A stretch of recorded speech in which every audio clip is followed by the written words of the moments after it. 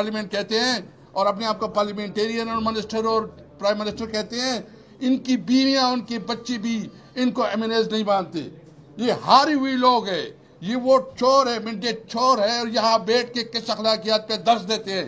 कोई शर्म और कोई हया है कि इसके अंदर जो ये बताया कि मैं जो टाई पहन के सूट पहन के आ जाते हैं कि हम मिनिस्टर है, तुम पे शर्म होनी चाहिए कि तुम इस तरह बिहेवियर रखते हो, कि मैं पता है कि तुम उस तरह शुदा हो। हम अब भी कहते हैं मुल्क को आइन और कानून के मुताबिक चलाओ, मुल्क को रूल्स के मुताबिक चलाओ, अवाम के मैंडेट को तस्लीम करो और एक कौमी एजेंडे पे जो कि इस मुल्क की इस वक्त जो हाइब्रिड सिस्टम है, ये सिस्टम चलने वाला नहीं है। नंबर 2, ये बात भी हम वाज़ेह कहना चाहते हैं कि हम किसी तौर पर अपनी सूबे में ऑपरेशन नहीं चाहते, न ऑपरेशन चाहते हैं, न करने देंगे। जो रिपोर्ट आई है हम अभी एमएनएस आपस में करेंगे एहतजाज, इसके हवाले से हम अपना लायामल बनाएंगे। आप हमारे ऊपर ऑपरेशन कर करके हमें रोजगार क्यों नहीं देते, हमें कारोबार क्यों नहीं देते? आप हमारे लिए रोजगार के मौके दें ताकि एक्सट्रीमिज्म को शिकस्त हो।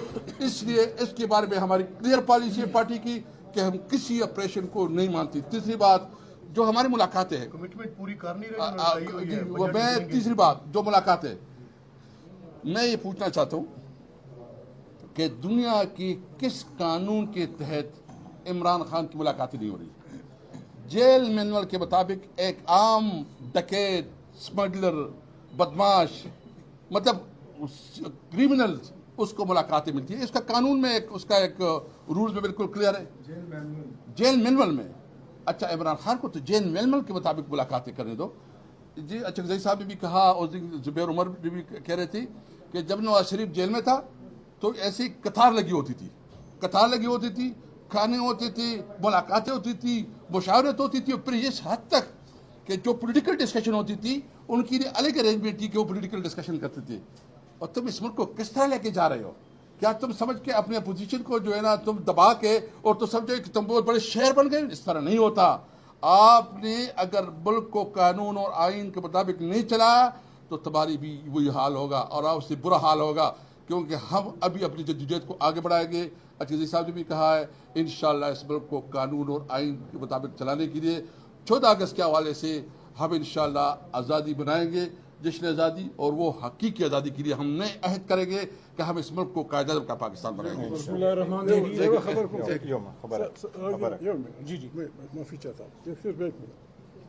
माफ़ी चाहता हूँ। अभी इतला आई है कि बाजोड़ में ऑपरेशन शुरू कर दिया गया। लोगों के लिए पता नहीं कौन से कम्प्लेक्स मामून इलाका है कि उसमें खेमा बस्ती बना दी गई है, लोगों को वहाँ लाया गया है। हम रिक्वेस्ट करते हैं, इसलिए नहीं कि हम कमज़ोर, हम कहते हैं खुदा के लिए अपनी फ़ौज को अपने अवाम से मत लड़ाओ। शुरू कर दिया है उन्होंने बाजोड़ में। अभी एक बच्चा बाजोड़ का भागा होगा मेरे पास है कि खुदा के लिए बात कर दीजिए। हम रिक्वेस्ट करते हैं इस मुल्क की सालमियत के लिए, इस मुल्क के बचाव के लिए। जब आप बाजोड़ पे चढ़ दौड़ेंगे तो खैबर खामोश नहीं रहेगा, वज़ीरिस्तान खामोश नहीं रहेगा, सारा इलाका एहतजाज पे निकल आएगा। अपने लोगों को मारना कहाँ का इंसाफ है, कहाँ की इंसानियत है? लोग क्या चाहते हैं आपसे? लोग कहते हैं अल्लाह अपना की जो हमारी नियामतें हमें दी हैं, बिस्मिल्लाह हमारा तस्लीम कर लो। पाकिस्तान पे बेचना है, अमेरिका पे बेचना है, चीन पे बेचना है, फ्रांस पे बेचना है, बेच लो। ये शुरू हो गया है। अली अहमद भाई भी इसमें बोलेंगे। बड़ी ख़तरनाक बात है जब हम अपने अवाम के ख़िलाफ़ लड़ेंगे। एक दफ़ा हम अपनी गलतियों की वजह से अपने मुल्क को तोड़ चुके हैं। खुदा के लिए दूसरी दफ़ा ना तोड़ें। खुदा के लिए शहबाज भाई, फॉर गॉड सेक, लानत भेजो इस इक़्तिदार पे। मुल्क बचाने के लिए तमाम पार्टियों को बुलाओ ताकि हम सब मुत्तफ़िक हों कौमी एजेंडे पे और इस मुल्क को मोहम्मद अली जिन्ना की सोच के मुताबिक पटरी पे लगा दें। Thank you. बिस्मिल्लाहिर्रहमानिर्रहीम। तफसीली बातें होगी, ये 2-3 मिनट में बात करूँगा।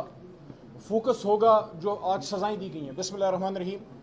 अल्लाहुम्मा सल्लि अला मुहम्मदिन व अला आलि मुहम्मद। निसार में तेरी गलियों के ए वतन, जहाँ चली है रस्म कि कोई न सर उठा के चले, जो कोई चाहने वाला तवाफ को निकले, नजर चुरा के चले, जिस्म जान बचा के चले। 11 अगस्त वो दिन जब कायद-ए-आज़म मोहम्मद अली जिन्ना ने ऐलान किया کہ پاکستان صرف مسلمانوں کا ملک نہیں بلکہ یہ دنیا اقوام کے تمام مظلوموں کے لیے ایک امن کا گھر ہوگا۔ 11 اگست کا دن جب قائد اعظم محمد علی جناح نے اعلان کیا کہ ملک بے شک اسلامی ہے لیکن یہاں ہندو کو، یہاں سکھ کو، یہاں مسیحی کو، یہاں کسی بھی نان مسلم کو اتنا ہی جینے کا حق ہے جتنا کسی مسلمان کو حق ہے۔ لیکن افسوس کی بات ہے کہ آج 11 اگست کے دن جناح کے فلسفے کا قتل ہوا۔ میں بطور وکیل یہ کہہ رہا ہوں، مجھے افسوس ہوتا ہے کہ بیرسٹر محمد علی جناح جن اصولوں کے لیے کھڑے تھے، آج پاکستان کی عدلیہ نے ان اصولوں کا قتل کر دیا۔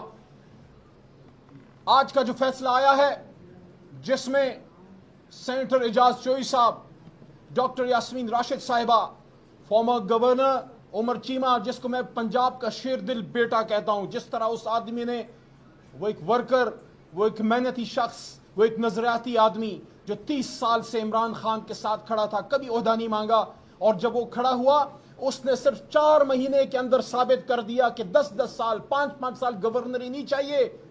ایک شیر دل شخص، ایک باہمت شخص، ایک ایماندار شخص، ایک نظریاتی شخص جب ایک دن کے لیے بھی گورنر ہاؤس میں آتا ہے، he makes a difference and he made a difference and that's why he is paying the price۔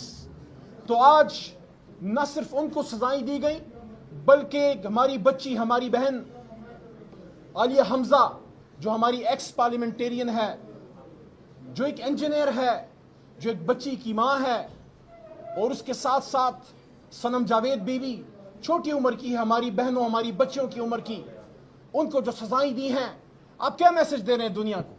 آپ دنیا کو یہ میسج دے رہے ہیں کہ پاکستان بننے کے 77 سال بعد آج پاکستان میں بچیوں سے ظلم ہو رہا ہے، بچیوں کو سزائیں دی جا رہی ہیں۔ جب آپ مڈل کلاس کی بچیوں پہ، مڈل کلاس کی پڑھی لکھی لڑکیوں پہ، اور آپ ایجوکیٹڈ پولیٹیکل ورکرز پہ یہ دروازے بند کریں گے تو آپ میسج یہ دے رہے ہیں کہ پاکستان بے شک بنایا تو پولیٹیکل ورکرز نے تھا، پاکستان بے شک بنایا تو عام آدمی نے تھا، لیکن آج جب یہ پاکستان عام آدمی کے نہیں، یہ خاص آدمی کا پاکستان بن گیا، یہ اشرافیہ کا پاکستان بن گیا۔ آپ نے جمہوریت کو طاقتوروں کی گھروں کی لونڈی بنا دیا۔ کہاں گیا جناح کا وہ فیصلہ، کہاں گیا جناح کا وہ سٹیٹمنٹ جو انہوں نے اسٹاف کالج میں 1948 میں دیا تھا، جب قائد اعظم محمد علی جناح نے کہا، آج اچکزئی صاحب نے 11 اگست کی سپیچ کا ایک حوالہ دیا، میں 1948 کی سپیچ کا حوالہ دیتا ہوں کہ جب قائد اعظم نے آرم فورسز کو کہا کہ it is we the civilians who are going to make the policies and you are supposed to obey those policies۔ میں آج حکومت وقت پہ سوال اٹھاتا ہوں، میں شخصیات کے پیچھے کبھی نہیں گیا، نہ میں شخصیات کی حرزہ سرائی کرتا ہوں، لیکن ہر عہدے کی ایک تکریم بھی ہے، اس کی ایک ذمہ داری بھی ہے۔ فارن افیئرز وزیر اعظم کا کام ہے۔ میں نے میڈیا پہ اور قومی اسمبلی میں ڈیمانڈ کی ہے، اور آج آپ کے سامنے، پورے پاکستان کے سامنے ڈیمانڈ کرتا ہوں کہ ہمارے آرمی چیف امریکہ گئے ہیں، 1.5 مہینے میں 2 بار گئے ہیں، کسی ملکی امور کے لیے گئے ہوں گے، ضروری امور کے لیے گئے ہوں گے، لیکن ہمارا یہ حق بنتا ہے کہ قوم کو بتایا جائے کہ وہاں کیا ملاقات میں کیا باتیں ہوئیں، ٹرمپ صاحب سے گفتگو میں کیا باتیں ہوئیں، کیونکہ ٹرمپ سے ملاقات کا استحقاق وزیر اعظم پاکستان کا تھا۔ اگر ہمارے آرمی چیف گئے ہیں فبہا، لیکن قومی اسمبلی کو ان کیمرہ بتایا جائے کہ یہ جو 2 ملاقاتیں ہوئی ہیں اور جو ہو رہی ہیں اس میں کیا ڈسکس ہوا ہے، تاکہ قوم بھی آپ کے فیصلوں کے ساتھ کھڑی ہو۔ اور ہم یہ بھی توقع کرتے ہیں کہ ہمارے آرمی چیف جو ایک اسلامی فوج کے سربراہ ہیں، انہوں نے امریکہ جا کے غزہ پہ ضرور بات کی ہوگی، انہوں نے امریکہ جا کے ضرور اس بات کا ان کو کہا ہوگا کہ جو ظلم ہو رہا ہے، امریکہ اسرائیل سے یہ کہے کہ بس کرو اور یہ ظلم بند کرو۔ ہم اس ملک میں جمہوریت چاہتے ہیں، ہم یہ سمجھتے ہیں کہ عمران خان صاحب ایک شخص نہیں، ایک سوچ کا نام ہے۔ عمران خان کے ساتھ آج پوری پاکستانی قوم کیوں کھڑی ہے؟ وہ لوگ جو رجیم چینج میں عمران خان کے خلاف تھے, جو رجیم چینج میں ان 47 والوں کے ساتھ تھے, آپ نے دیکھا کہ آہستہ آہستہ کرتے کرتے وہ رجیم چینج کے ان کے حصے دار آج عمران خان صاحب کے ساتھ کھڑے ہیں. ان کو اپنی غلطیوں کا احساس ہو گیا ہے کہ رجیم چینج غلط تھا. ان کو احساس ہو گیا کہ امریکہ کی ایما پہ حکومتیں بدلنا غلط تھا. ان کو احساس ہو گیا کہ اسٹیبلشمنٹ کا اس طریقے سے سیاست میں رول جو ہے وہ غلط تھا.